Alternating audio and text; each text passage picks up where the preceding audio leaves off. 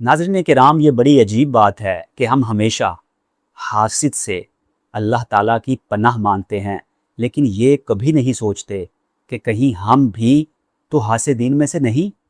یقیناً حاسد نقصان پہنچاتا ہے، لیکن اگر انسان خود حاسد ہو تو اس کا بھی ایمان اور دین تباہ ہو جاتا ہے اور ہر وقت وہ اپنی آگ میں جلتا رہتا ہے۔ تو جس طرح سورۃ الفلق حاسدین کے شر سے بچنے کے لیے ہے، یہ اپنے آپ کو حسد کی بیماری سے بچانے کے لیے بھی پڑھا کریں، اس نیت سے بھی پڑھا کریں کہ اللہ تعالی ہمیں بھی حسد کرنے سے محفوظ رکھے۔ اگر آپ چاہتے ہیں کہ آپ حسد سے محفوظ رہیں تو پھر کیا کرنا پڑے گا؟ پھر آپ کو اپنی نعمتوں پر غور و فکر کرنا پڑے گا۔